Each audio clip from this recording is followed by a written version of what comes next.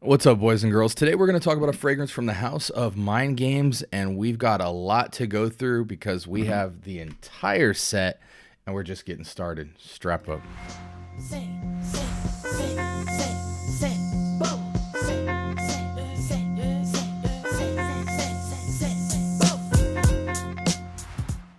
All right, welcome to the Scent Bubble. I am your host for the afternoon. It's a beautiful Sunday actually today, but you guys will probably get this video a lot later because we got so many reviews stacked up in the queue. Today from the house of Mind Games, we have Blockade. Shout outs to my boy Shannon for hooking up, being very gracious with providing me with the entire line in a discovery set. I'm not going to shout him out every single video for these because there would be like 30 shout outs, but I'm going to consistently recognize the fact that Shannon is the GOAT. So appreciate you, brother. Thank you for supporting. Thank you for looking out for the community, and just thank you for your generosity. Okay, what information can I give to you guys about Blockade? It's one of the white bottles. There seems to be white bottles and black bottles to resemble a chessboard. And this is a unisex fragrance, classified, it has no classification, but it's a tropical, fruity, spicy, apparently, based off the scent pyramid, not necessarily the note pyramid. It got a 4.32 out of 5 with 1,300 votes, so mass appeal territory.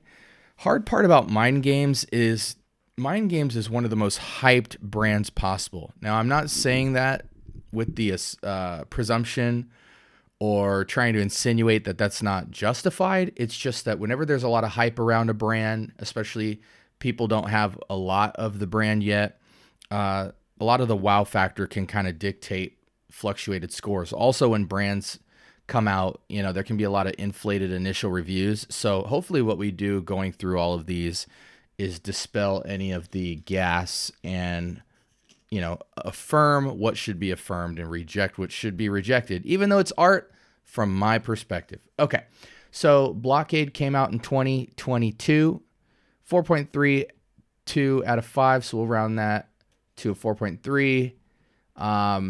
Price on this sucker goes for north of $300.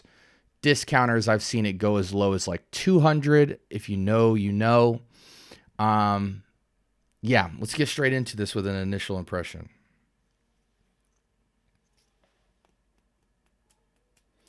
It seems like everybody wants to have a Mind Games fragrance on their shelf, but most people can't because they are wildly expensive. So this is Creed level pricing. You know what I'm saying? This is Initio level pricing. If we're talking retail, it's pretty much everything in Neiman's level pricing, but it is upper tier.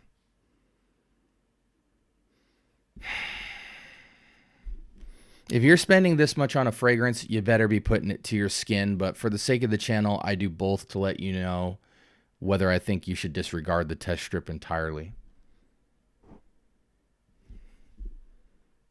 And the fruits warm up and get way more robust on skin. So this is definitely certified. Don't try it on test strip. You'll get a very limited experience. That's the case with everything, but sometimes when they're close, I like to say that. And this has very much an Aventus DNA style. Very close, actually.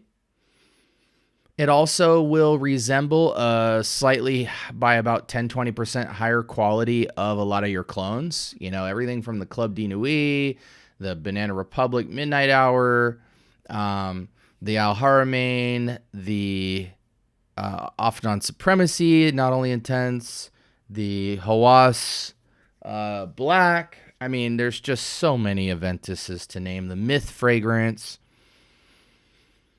Very Aventus-y. You get a rich, robust, kind of lemony pineapple smell. Obviously, it's of a much more Creed caliber of craftsmanship on the quality. I don't really know in the air the nuances between. I mean, this feels like straight Creed Aventus, not Cologne or Absolute, but it almost feels like a cross between OG Aventus and maybe Eros Energy-ish vibes. I mean, this DNA can't really fail. It's a great DNA, but I don't find Mind Games to be doing anything different. Like, I don't find it to be that much of a remix. I don't want to speak to accuracy because I don't have the bottle right in front of me, and these are so close. I don't want to make claims about that. Just know that if you have Aventus or anything like it, this doesn't seem like a worthy thing to get into unless you're upgrading from a clone. I definitely can never see somebody owning any of the Aventuses pivoting over to this. But it is a quality scent. Let's switch windows to just see how close it is. And this pyramid really imitates the midnight hour pyramid, if I'm not mistaken. Let's see if I'm not losing my marbles here from Banana Republic.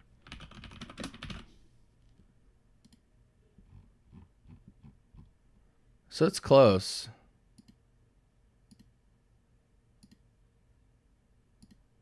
Very close to the midnight hour pyramid. So picture kind of like midnight hour, just with way more quality to the body. Mango, bergamot, tomato leaf. You don't get much tomato leaf or vegetalness to this scent, so don't worry about that. Mango, lavender, star anise, cyclamen, suede, agarwood oud, amber, and patchouli. Aventus OG.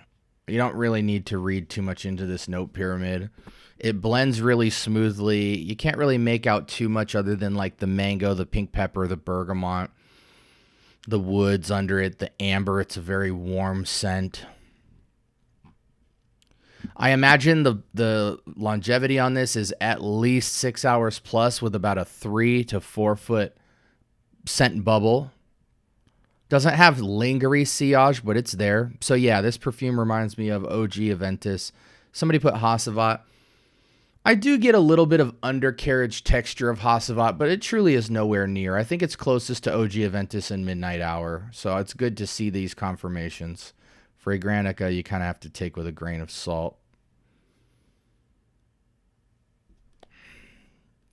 You know, now that I see this comment about the tomato leaf, I do have some scents that have tomato leaf, and I am starting to make out what it's doing to this. It's just giving it this kind of like interesting air behind it, but it's not too vegetal for me. It's just a texture move.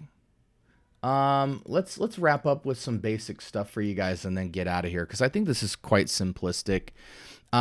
Seasons, 4 seasons. It's not as CEO-ish as Aventus Absolute, but it's Aventus. It's Aventus to me has always felt very kind of professional sporty. It's got this vibrant, robust, warm, rich, juicy fruitiness, but it has the woods and complexity background of sophistication. So it's very much a go-getter type of fragrance. An authority, an alpha, someone who's in charge, but is not all work and no play. This is work and play, kind of Wolf of Wall Street in a bottle to me. Performance is very solid. Sillage and projection is there. It's more projection than lingerie sillage, but you will get a nice trail to this. Sprays on this, casually, I'm going 4 to 6. If I'm going to be outdoors and indoors and moving around, I'll even take it up to 8, because this is a scent that you want to be beast mode. The price is up there north of 300, pushing close to 400. But again, if you really use your knowledge and resources, I've seen a fragrance like this go as low as about 200. So you have tons of alternatives. I mean, cheapest one would be Midnight Hour. Then you've got Off Non Supremacy, Not Only Intense for Men, Al Haramain, L'Aventure, Club de Nuit, Intense Man EDP, Parfum, Extrait, the Pre-Show, collector's edition. Myth has a fragrance for this. Every inspo brand has a version of this, and all of them are well above 80% in closeness. So I don't think this is a necessary upgrade. Again, this is one of those things where if you've never bought OG Aventus or Hasselblad or anything like that, this may be in your consideration in comparison to OG Aventus, Absolute, Hasselblad, and there are some other brands that kind of go here, but it's a clone to me. And I don't find them to be doing anything innovative. So, you know, everybody wants their Aventus, I guess. Score as a scent, you know, I've always been quite fond of Aventus, but I feel like this fragrance is like somewhere between an 8 and a 9 quality-wise and depth-wise. It's a high 8 or a very low 9. So I'm going to put it at about a 9. I'm going to round it up to a 9 because I personally don't do decimals, but I would give it like a 8.5, something like that, just because of what Aventus is. It's one of those fragrances where even if you don't like it, tons of people will like it on you. So with that being said, I think we've covered everything. Again, this was... and a lot of people think about this because the talk about the Aventus closeness is just one of those popular names. It's named among the French defenses and other fragrances in mind games as one of the go-tos. I think the Aventus connection is what kind of pushed it up in terms of mind games has a ton of different offerings. So once they figured out there was an Aventus style, it just gets talked about because of that point. But it is a solid fragrance, nothing special, but definitely would have a lot of utility if you got it, but definitely try and get it for the low or get an alternative, because I think most alternatives will at least get you in the 90% or higher, and most renditions in general are 80% or higher for the sub $50 price point. Again, this was Blockade from Mind Games. Like, comment, subscribe. More importantly, turn on that notification bell. Talk to me. I do talk back. The Discord is full, so I can't really shout that out anymore. But let me know in the comments section below. Did you feel that Blockade brought something different to the table that Aventus did not? And are you one of those people who have tried this as well as the clones? And where do you think it falls? Is it necessary? Is it something to consider? Does anybody own this? Put it in the comment section below. I do talk back. And until next time, I hope you guys have a blessed rest of your week. Take care. Peace.